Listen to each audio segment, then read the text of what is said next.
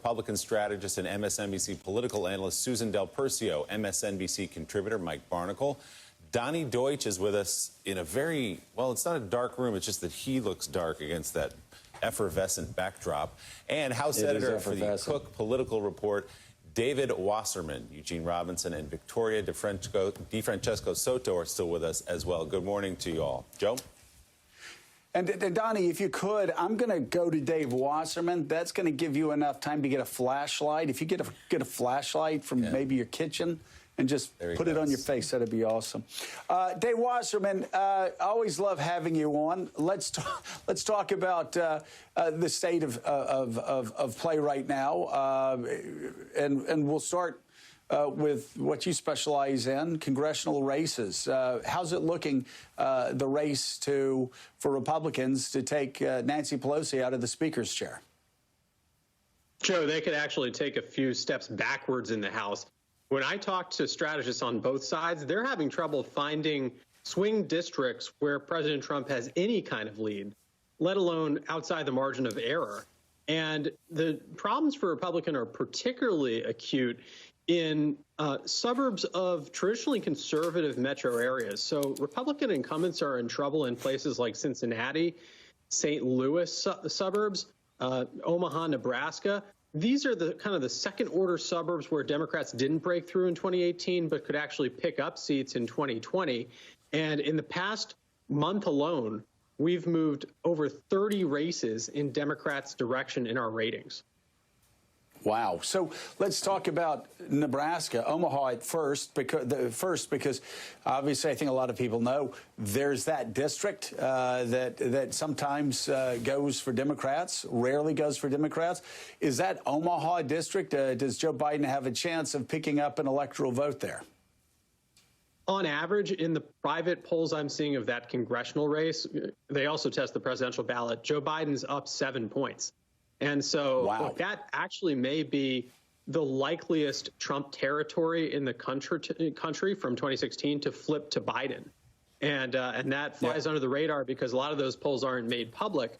But it's an extremely metropolitan piece of real estate, even though it's only one electoral college vote. We tend to talk about Maine's 2nd district, which also gives its electoral vote by district in Maine. And Joe Biden is tied there. That's a district that voted for Trump by 10 points in 2016. So Biden is recovering ground across the board.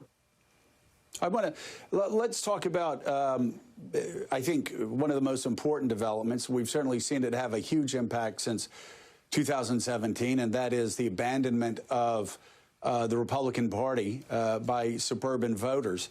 And I think about Pete Sessions' district, a guy I came into Congress with. I think he may have come in '96. I would have never thought in all the years that I was serving with Pete Sessions, who represented the suburbs of Dallas, that he would ever be defeated because of demographic changes. Pete and I were both from, I think, 2 of the safest Republican districts in America. And yet Pete Sessions lost in 2018. You're now talking about suburbs in Cincinnati and across the board. How does that play into a state like Pennsylvania, where the Philly suburbs are always in play in the presidential races, or the I-4 corridor in Florida always in play, like counties in Florida like Hillsborough? Do you suspect that that's going to make Donald Trump's efforts to win states like Pennsylvania and Florida that much more difficult? The irony, Joe, is that Democrats are doing better in the Sun Belt these days because states like Texas are actually more metropolitan than a lot of the northern Great Lakes states like Pennsylvania, Wisconsin, and Michigan. And Pete Sessions' old district in Dallas, that's gone from being competitive in 2018 off the table in 2020. It's so safe for Democrats. And now we're even talking about Plano, the district to the north, being competitive, which is mind-blowing to people who have followed Texas politics for years.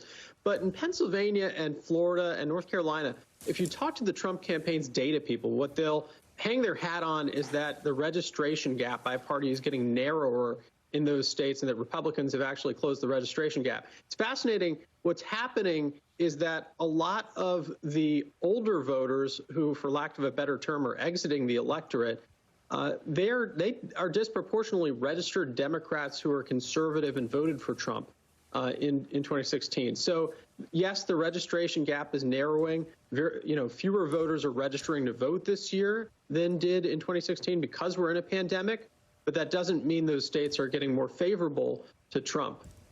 Dave, we were talking about Texas a second ago. NBC came out with its first battleground map yesterday, and it was almost jarring to look at it and see Texas and Georgia in gray as toss-up states. It's unbelievable. Do you believe, actually, at this point, that those two states are up for grabs in the presidential election? Yes, and the fact that President Trump is advertising in them is a sign that he doesn't understand the electoral map.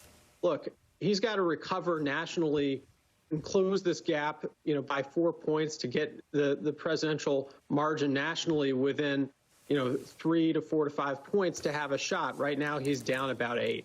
And the fact that he's up in Ohio and Iowa, states that he carried by 8 and 9 points in 2016, says that, he's trying to play whack-a-mole here. He needs to get those states in better shape before he even competes in the tipping point states, the core battleground, the 6 states he won by less than 5. That's where the presidential race really will be decided. And today, Joe Biden is ahead by between 4 and 7 points on average in Arizona, Florida, North Carolina, Pennsylvania, Michigan, Wisconsin. Those 6 states are the ballgame.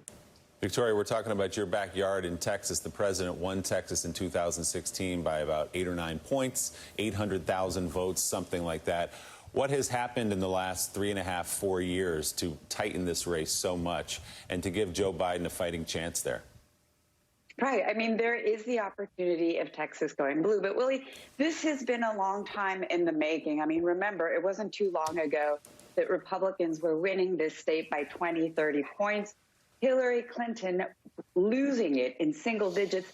It's a big deal because the Democrats had been starting to lay the ground game, battleground Texas.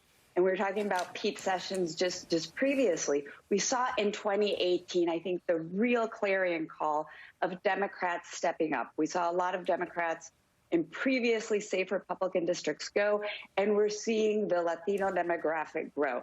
Latinos aren't all for Democrats, but what we've been seeing is these younger Latinos who are frustrated because of the economy, who are frustrated at President Trump's rhetoric, starting to mobilize and turn out. The big question mark is, what is the effect of the pandemic going to have here?